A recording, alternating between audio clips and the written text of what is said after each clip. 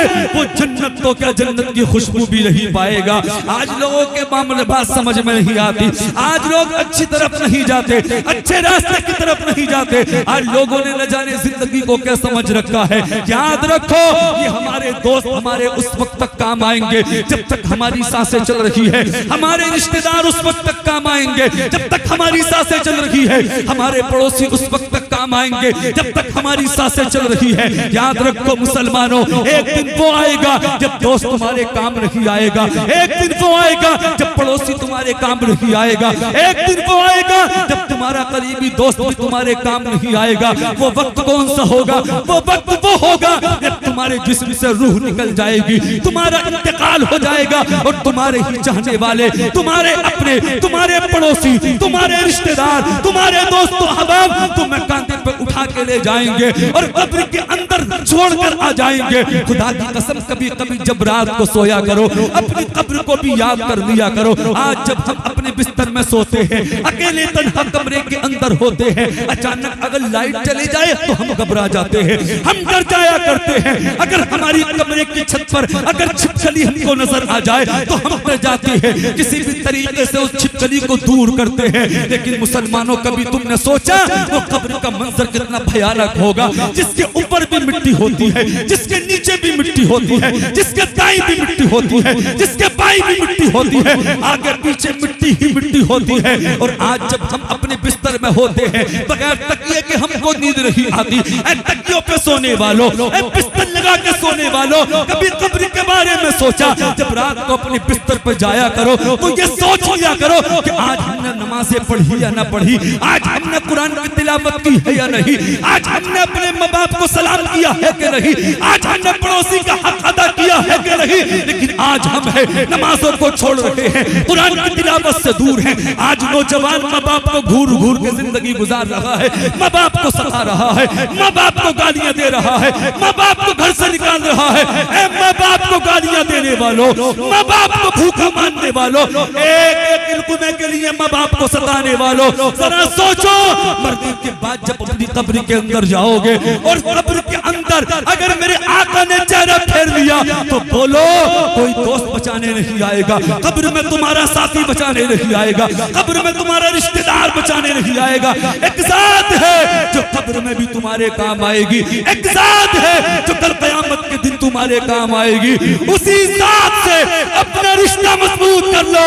وہ ذات کوئی اور نہیں، وہ ذات حسنین کے نانا کی ذات ہے، وہ ذات نبیوں کے امام کی ذات ہے۔ اگر دنیا میں ترقی چاہتے ہو، بعد مرنے کے قبر میں سکون چاہتے ہو، کل قیامت کے دن جنت چاہتے ہو تو نبی کی محبت دل میں بسا کے زندگی گزارنا شروع کر دو، یقیناً دنیا میں بھی کامیاب رہو گے، بعد مرنے کے قبر میں بھی کامیاب۔ لیکن آج ہم ہیں نوجوان اپنے ماں باپ کو ستا رہے ہیں، پڑوسی پڑوسی کو ستا رہا ہے، رشتہ دار میں بول چال بند۔ آج ہم اپنی مرضی سے زندگی گزار رہے ہیں، آج ہم شریعت کے مطابق نہیں بلکہ اپنی طبیعت کے مطابق زندگی گزار رہے ہیں۔ دل میں آیا تو امام صاحب کو سلام کر لیا، دل میں آیا تو پڑوسی کا حق ادا کر لیا، دل میں آیا تو قرآن کی تلاوت کر لی، دل میں آیا تو نماز پڑھ لی۔ اے لوگوں کب تک اپنی زندگی کے مطابق اپنی منمانی کرو گے؟ کب تک اپنے آپ زندگی گزارو گے؟ کامیابی چاہتے ہو، ترقی چاہتے ہو، بعد مرنے کے قبر میں سکون چاہتے ہو تو نبی کے دامن سے وابستہ ہو جاؤ، آقا کے فرمان پہ عمل کر لو۔ ہمیں فرصت ہی نہیں، ہمیں فرصت ہی نہیں، ہم کہاں آقا کے فرمان پہ عمل کرتے ہیں؟ ہم تو آقا کا فرمان سننے کے لیے تیار نہیں، ہم تو آقا کی حدیث سننے کے لیے تیار نہیں۔ آؤ سنو بات کو مکمل کر لوں۔ میرے مصطفیٰ نے ارشاد فرمایا تھا قیامت کا دن ہوگا، نفسی نفسی کا عالم ہوگا، کل قیامت کا دن جنت 5 لوگوں کو تلاش کرے گی۔ بول دو محبت سے سبحان اللہ۔ اس حدیث میں پیغام لے جاؤ اور میں بات کو مکمل کر لوں۔ کتنے لوگوں کو؟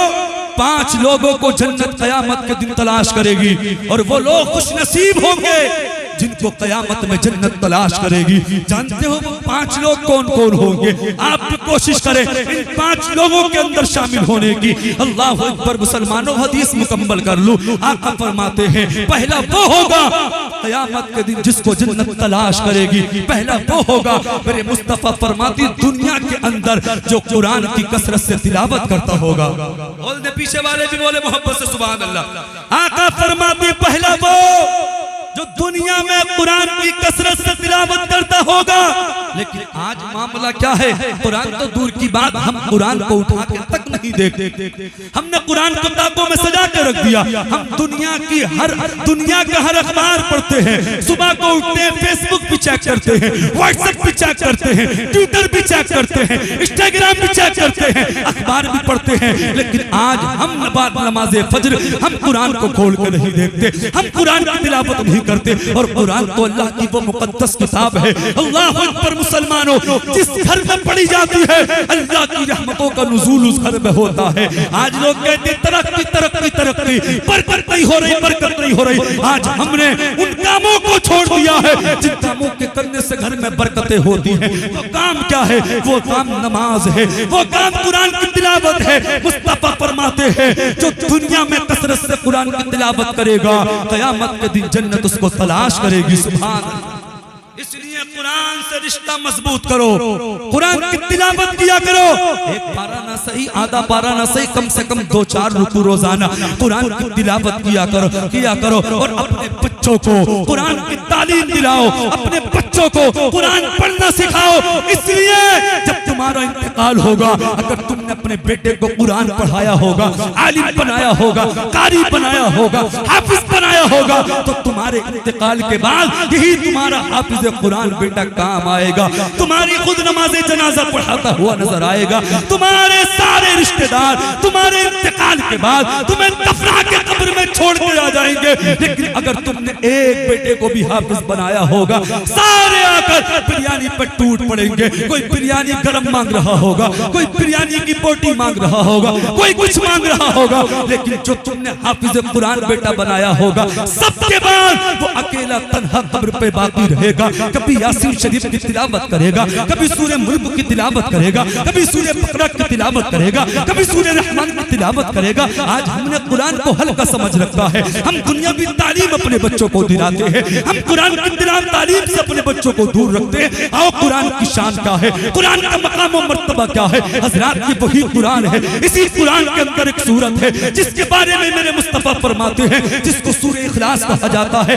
آقا فرماتے ہیں جو سورہ اخلاص کی 3 مرتبہ تلاوت کرے اللہ تعالیٰ اس کو ایک قرآن پاک کا ثواب عطا فرماتا ہے. حضرات یہ وہی قرآن ہے. اسی قرآن کے اندر ایک سورت ہے جس کو یاسین شریف کہا جاتا ہے. میرے مصطفیٰ فرماتے ہیں جو یاسین شریف کی ایک مرتبہ دل سے ثواب کی نیت سے تلاوت کرتا ہے اللہ تعالیٰ اس کو 10 قرآنوں کا ثواب عطا فرماتا ہے. حضرات یہ وہی قرآن ہے. اسی قرآن کے اندر ایک سورت ہے جس کو سورہ واقعہ کہا جاتا ہے. میرے مصطفیٰ فرماتے ہیں جو روزانہ شام کو سورہ واقعہ کی تلاوت کرتا ہے اللہ تعالیٰ اس کے گھر سے غریبی کو دور کر دیا کرتا ہے. حضرات یہ وہی قرآن ہے. اسی قرآن کے اندر ایک سورت ہے جس کو سورہ ملک کہا جاتا ہے. مصطفیٰ فرماتے ہیں جب سورہ ملک کی تلاوت کرنے والا اپنی قبر میں جائے گا اللہ اس کی قبر کو جنتی باغوں میں سے باغ بنا دے گا. حضرات یہ وہی قرآن ہے. اسی قرآن کے اندر ایک سورت ہے جس کو سورہ کہف کہا جاتا ہے. میرے مصطفیٰ فرماتے ہیں جو روزانہ صبح کو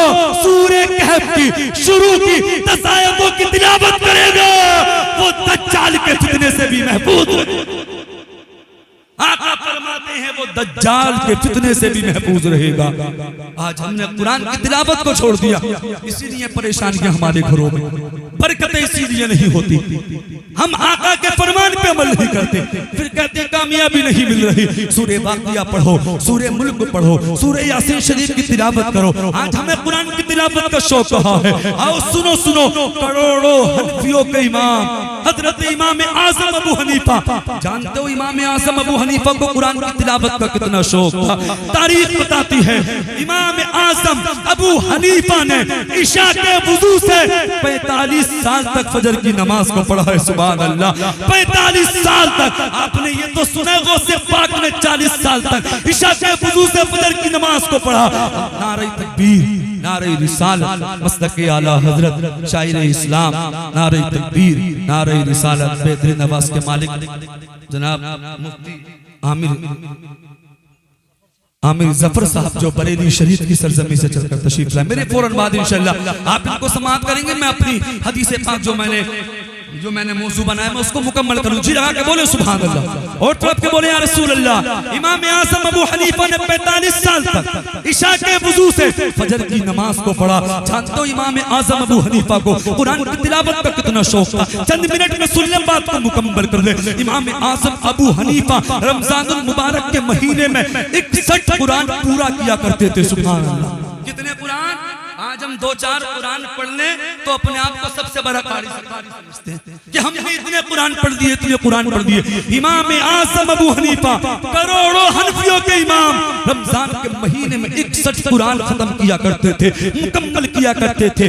30 قرآن دن میں، 30 قرآن رات میں اور 1 قرآن نماز تراویح میں ادا کیا کرتے تھے، پڑھا کرتے تھے. اللہ اکبر. مسلمانوں تاریخ بتاتی ہے امام اعظم ابو حنیفہ نے ایک روایت کے مطابق 55 حج کیے. سبحان اللہ. 55 حج کیے. ایک روایت کے اندر آتا ہے امام اعظم ابو حنیفہ کا جس مکان میں وصال ہوا، انتقال ہوا، اسی مکان میں انتقال سے پہلے آپ نے 7000 مرتبہ قرآن پاک کو ختم کیا. سبحان اللہ. 7000 مرتبہ قرآن پاک کو مکمل کیا. جانتے ہو اور ان کے بارے میں امام اہل سنت اعلی حضرت فرماتے ہیں امام اعظم ابو حنیفہ کا 30 سال کا معمول تھا، 30 سال کا دستور تھا. جانتے ہو کیا دستور تھا؟ اعلی حضرت فرماتے ہیں امام اعظم ابو حنیفہ 30 سال تک ایک رات میں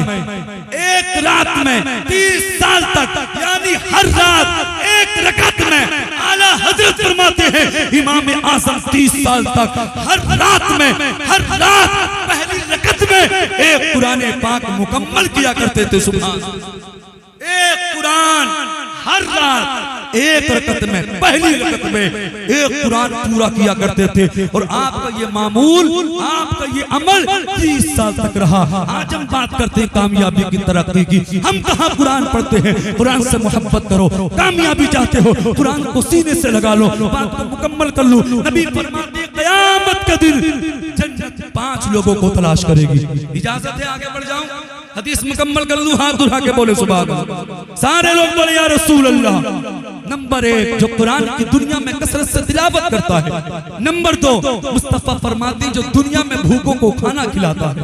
اللہ نے دولت سے نوازا ہے، دولت عطا کی ہے تو دنیا کے اندر پڑوسیوں کو کھانا کھلاؤ، بھوکوں کو کھانا کھلاؤ، یتیموں کو کھانا کھلاؤ، مسکینوں کو کھانا کھلاؤ. اگر تم نے یہ نہ کیا تو کل قیامت کے دن اللہ کی بارگاہ میں یہ جواب بھی دینا ہوگا.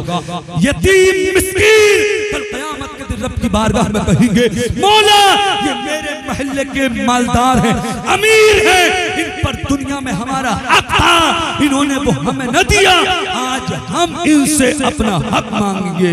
اللہ اکبر. مسلمانوں وقت بہت ہو رہا ہے. نمبر 3 سنیں.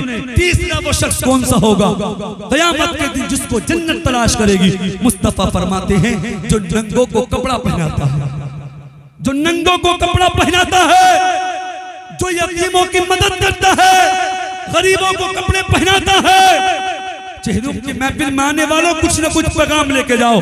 آج ہمارے نوجوان اپنا پیسہ خرافات میں بہت خراب کرتے ہیں. شادی کسی نوجوان کی ہونے لگے 10-20 ہزار کے پٹاخے، 10-20 ہزار کے پٹاخے. میں اس نوجوان سے بڑی محبت سے کہنا چاہوں گا تو 10-20 ہزار کے پٹاخے اپنی شادی میں نہ لے کے آ، بلکہ اپنی شادی میں یہ کام کیا کر. اپنی بستی کے 2-4 غریبوں کو اپنے ساتھ لیا کر.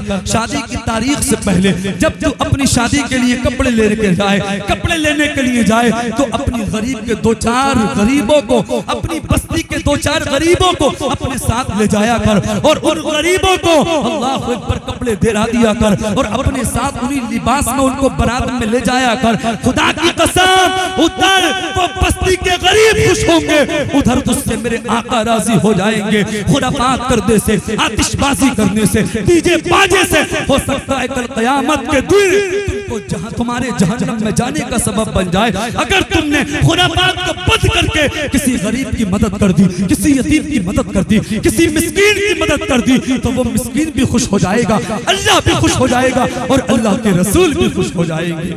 تو ننگوں مردوں کو کپڑا پہناؤ، یعنی مظلوموں کو کپڑا پہناؤ، یتیموں کو کپڑا پہناؤ۔ نمبر 4 سنیں، میرے مصطفیٰ فرماتے ہیں جو تھا وہ ہوگا جو دنیا میں اپنی زبان کی حفاظت کرتا ہوگا۔ غور کریں، میں بھی اپنے اوپر غور کروں، آپ بھی اپنے اوپر غور کریں۔ آج نوجوان بلا وجہ گانے گنگناتے ہیں، چوراہوں پر گالیاں دیتے، بلا وجہ گناہوں کے دلدل میں پھنستے ہیں۔ میرا رب قرآن میں فرماتا ہے وَيْلٌ لِكُلِّ هُمَزَةٍ لُمَزَةٍ، رب فرماتا ہے خرابی ہے اس انسان کے لیے جو اپنے بھائی کی پیٹھ پیچھے برائیاں کرتا ہے۔ اللہ نے زبان دی ہے تو اس سے نبی کی نعت کے ترانے گنگناؤ۔ اللہ نے زبان دی ہے، سرکار پہ اس زبان سے درود پاک پڑھا کرو، بلا وجہ کسی کو گالی نہ دو، چوراہوں پر کسی کو برا بھلا نہ کہو، کسی کی چغلی نہ کرو، کسی کی غیبت نہ کرو۔ میرے مصطفیٰ فرماتے ہیں من کان ذا وجہین فی الدنیا کان لہ یوم القیامہ لسان من نار، مشکات شریف کی حدیث پاک ہے، صفحہ نمبر 413 پہ موجود ہے۔ حضرت عمار سرکار کے صحابی اس حدیث کے راوی ہیں، وہ کہتے آقا نے ارشاد فرمایا دنیا کے اندر جو 2 منہ والا ہوگا قیامت کے دن اس کی زبان میں جہنم کی آگ کو بھرا جائے گا۔ مصطفیٰ فرماتی 2 منہ سے مراد دنیا میں جو چغلی کرتا ہوگا، غیبت کرتا ہوگا، ایسے انسان کی زبان میں قیامت کے دن جہنم کی آگ کو بھرا جائے گا۔ زبان سے کسی کو برا بھلا نہ کہو، گالی نہ دو، کسی کی چغلی نہ کرو، بلکہ اللہ نے زبان دی ہے سرکار پر درود پڑھو، سرکار پر سلام پڑھو، کہ ہو سکے تو آپ کو وقت ملے، آپ کو ٹائم ملے تو کم سے کم روزانہ سرکار پر 313 مرتبہ درود پاک پڑھ لیا کرو۔ نمبر 4 مصطفیٰ فرماتے جو اپنی زبان کی حفاظت کرتا ہے قیامت میں جنت اس کو تلاش کرے گی۔ آخری سنیں، آقا فرماتے 5واں وہ شخص ہوگا جس کو جنت قیامت کے دن تلاش کرے گی۔ 5واں وہ ہوگا، مصطفیٰ فرماتے دنیا میں جو کثرت سے مجھ پہ درود پاک پڑھتا ہوگا۔ سبحان اللہ، آج ہمارے پاس ہر جگہ کے لیے وقت ہے، ہر جگہ ہم کئی گھنٹے بلا وجہ بیٹھتے ہیں، اگر وقت نہیں تو سرکار پہ درود پاک پڑھنے کے لیے نہیں۔ علماء فرماتے جو 313 مرتبہ روزانہ سرکار پہ درود پاک پڑھے اس کا شمار کثرت سے درود پاک پڑھنے والوں میں ہوتا ہے۔ اس لیے اپنی زندگی کو اچھا کر لیں، دنیا میں کامیابی چاہتے ہو، ترقی چاہتے ہو، ماں باپ کی دل سے خدمت کریں، کیونکہ ماں باپ راضی ہیں، نماز اللہ کی بارگاہ میں قبول ہے، ماں باپ راضی ہیں، روزے اللہ کی بارگاہ میں قبول ہے، ماں باپ راضی ہیں، حج اللہ کی بارگاہ میں قبول ہے۔ اگر ہمارے ماں باپ ہم سے ناراض ہیں، کوئی بھی عبادت ہماری اللہ کی بارگاہ میں قبول نہیں ہو سکتی۔ اور میں تو آخر میں اتنا کہوں گا، دنیا کے اندر ماں باپ کی بد دعائیں نہیں بلکہ ماں باپ سے دعائیں لے کے زندگی کو گزارا۔ آج ہر انسان، بس آخری بات ختم، آج ہر انسان ترقی چاہتا ہے، کامیابی چاہتا ہے۔ پیروں کو بھی اپنے گھر بلاؤ، پیروں کی بھی خاطر کرو، پیروں کی بھی خدمت کرو، لیکن سب سے بڑا اگر کوئی پیر تمہارے گھر میں ہے تو تمہارا بوڑھا باپ ہے، تمہاری بوڑھی ماں ہے۔ جب تک وہ راضی نہیں ہوں گے اللہ تم سے راضی نہیں ہو سکتا، اللہ کا رسول تم سے راضی نہیں ہو سکتا۔ جانتے ہو ماں کی دعا میں کتنا اثر ہے؟ 1-1.5 منٹ کی بات سن لے اور دل پہ تختی پہ نوٹ کر لے۔ اللہ اکبر، مسلمانوں ایک شخص تھا جو بڑا گناہگار تھا، بدکار و بدفعال تھا، طرح طرح کے گناہ کیا کرتا تھا۔ اللہ اکبر، مسلمانوں مختصر بتا دوں، جب اس کا انتقال ہوا، انتقال کے بعد اس کو کسی نے خواب میں دیکھا۔ کیا دیکھا؟ وہ جنت میں جنتی لباس پہنے ہوئے ہے، جنت میں حاجیوں کے ساتھ ہے۔ جس نے اس کو خواب میں دیکھا، جانتے اس نے معلوم کیا، وہ کہنے لگا تم تو بڑے گناہگار تھے، بدکار و بدافعال تھے، طرح طرح کے گناہ کیا کرتے تھے، تم کو جنت کیسے ملی، جنتی لباس کیسے ملا، جنت میں حاجیوں کا ساتھ کیسے ملا؟ وہ کہنے لگا ہاں میں دنیا میں گناہ تو کیا کرتا تھا، طرح طرح کے گناہ کیا کرتا تھا، لیکن میرا ایک عمل تھا۔ وہ کہنے لگا کون سا عمل تھا؟ وہ کہنے لگا میرا عمل یہ تھا، جب میں اپنے گھر سے نکلتا تھا، میرے گھر میں میری بوڑھی ماں رہتی تھی، میں اپنے سر کو اپنی بوڑھی ماں کے قدموں میں رکھ دیا کرتا تھا۔ جب میں اپنے سر کو اپنی بوڑھی ماں کے قدموں میں رکھتا تھا تو میری ماں میرے لیے دل سے دعا کرتی تھی اور کہتی تھی مولا میں اپنے بیٹے سے راضی ہوں، تو بھی میرے بیٹے سے راضی ہو جا، میرے بیٹے کے گناہوں کو معاف کر دے۔ وہ شخص کہتا ہے اے انسان، اللہ نے میرے مرنے کے بعد میرے گناہوں کو نہ دیکھا بلکہ میری ماں کی دعا کو قبول کر دیا، اور ماں کی دعا کی وجہ سے مجھے جنتی بنا دیا، جنت میں حاجیوں کا ساتھ عطا فرمایا۔ اسلام زندہ باد، وما علینا الا البلاغ۔ السلام علیکم۔